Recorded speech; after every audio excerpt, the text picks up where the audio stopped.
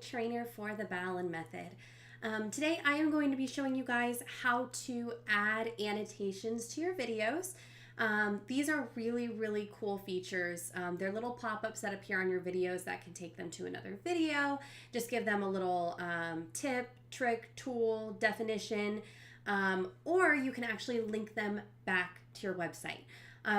Before you link them back to your website, if you have not authorized your website on your YouTube channel just yet, be sure to go ahead and click the link that's showing up at the top of the video here. That is actually an annotation, but it's going to take you back to the other video on how to authorize your website first. It's very important that you do that so that way you can link back to your website. So here we are on our YouTube channel. First thing you want to do is find the video that you want to add the annotation to. So I'm going to go ahead and click on my little icon or profile icon in the upper right corner here. And I'm going to click on Creator Studio. It's going to take me to all of my videos. If I want to view all of them, I'm just going to click View All down at the bottom here. All right, so we've got a lot of videos here. So let's do, just for fun, this one here, customizing your sidebar. So when you click on the video, it's going to bring you to the video. It's going to start playing. I'm just going to go ahead and pause it here. Then there's little icons that show up right underneath your video. One of these is specifically for annotations, and it should be this little black box here, the fourth icon. So I'm going to go ahead and click on that. Again, your video is going to automatically start playing. Oh, maybe it doesn't. Cool. So we don't have to pause it there. Now you have two things here. You have end screen and annotation. End screen is actually something new that YouTube popped up. I believe it's specifically for mobile responsive. Annotations do not show up on a mobile device. So if you want your little pop-up to show up on a mobile device, you want to use end screen instead of annotations. But for today's purpose, we're going to go ahead and pop over to annotations. Now here's where it automatically plays. So I'm going to go ahead and pause it. So there's a few different things to keep in mind before we go in and add our annotation here. So you have your video, and then down at the bottom, you actually have markers for different, or timestamps for different points in your video. So you can actually have a link that pops up 10 seconds in, shows up for only 10 seconds, and then you can have another one that pops up at the 1 minute mark and goes for the rest of the video. So you can really kind of play around with where you want these annotations to appear. And as you add the annotations, down here is where you determine where they start, where they end, all of that. So I'm going to go ahead and add an annotation. Now, these are just basically the look of the annotation. So you have a speech bubble, which has that little point in it, and it's white. So let me change the colors, make it easier to, oh, maybe red wasn't a good idea. So you have the little bubble here, and then you have the little arrow down at the bottom that you can actually choose where you want the little point to come out of somebody's mouth or something. Now you also have a note, which is just a basic little box here. You have a title, which is an actual piece of just text that appears. So if I just type in testing, it's like a big block of text.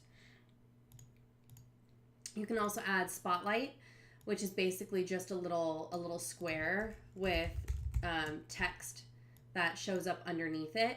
So for example, if you're trying to highlight something specifically on your page, so let's say I'm trying to really emphasize, man, the color does not show up very well unless you're hovered over it. Let's say I really want to emphasize this form here.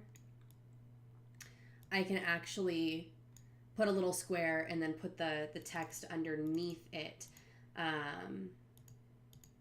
based on whatever I'm trying to point out. So I'm trying to say, oh, take a look at this registration page. Here's the registration page. Then you can put that little box around it.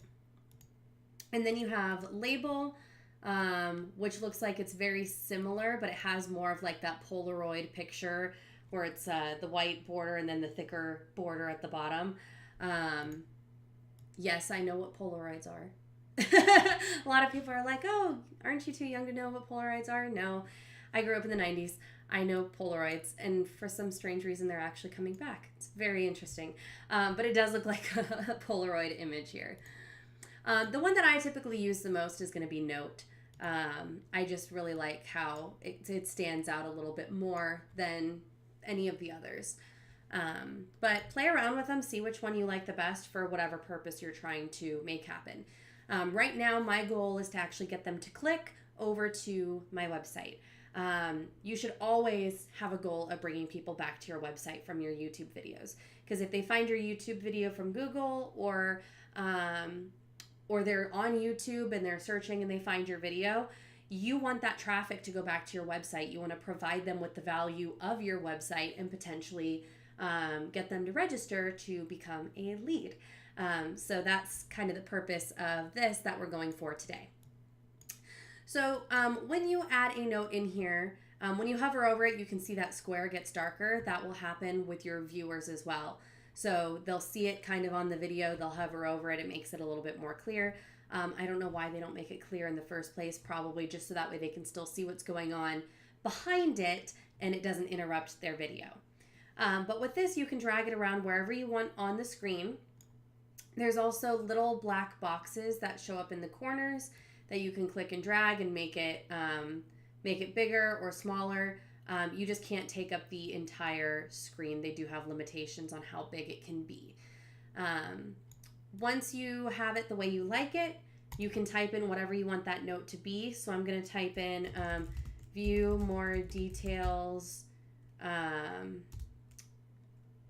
Let's see, view more details on customizing your sidebar, or I'll say your WordPress sidebar here. Or I'll actually, I'll make it even more specific. I'll say click here to view. There we go. Okay. Now, if you want to, you can change the colors around. I do like to make a color that'll pop a little bit more depending on what your video actually is.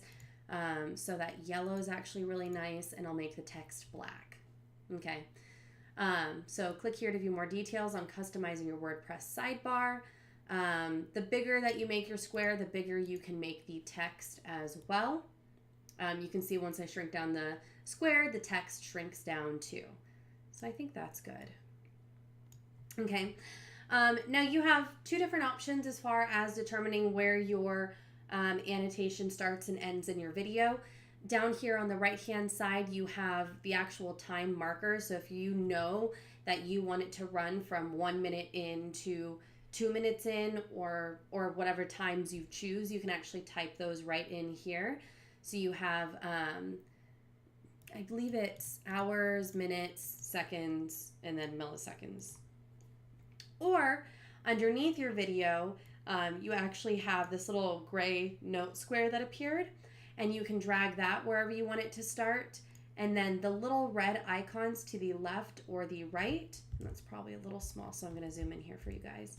The little icons on the left or the right, you can click and drag those, which will change how long the video or how long the annotation lasts on the video.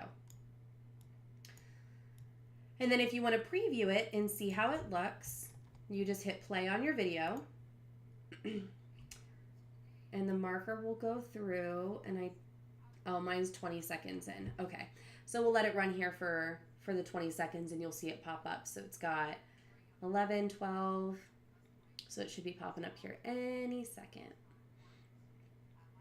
So here comes 20. There's our pop-up. Okay.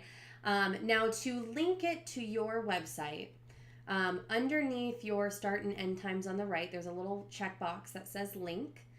You just click on that, and you have a few different options that you can choose from here. So you can link to another video, you can link to a playlist on your channel. So let's say that you're doing a video that's a walkthrough of a listing that you have.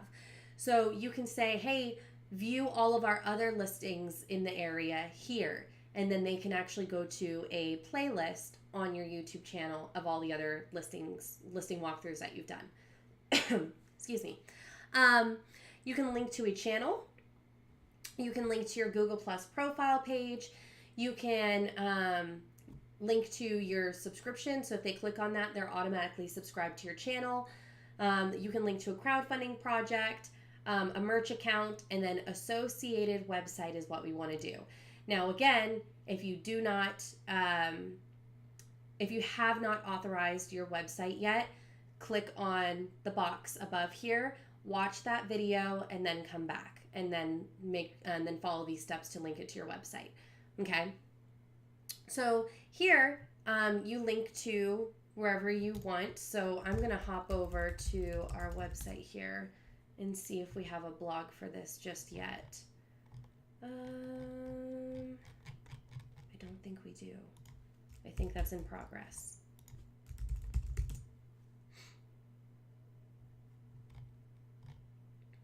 Okay, still in progress, but I'm going to choose one of these just for example's sake. So what you'll do is you'll actually copy the link at the very top, and then you're going to paste it here. Now mine says, please enter a valid URL. If that happens, that's just because our authorized website, when we went to go authorize it, we typed in www.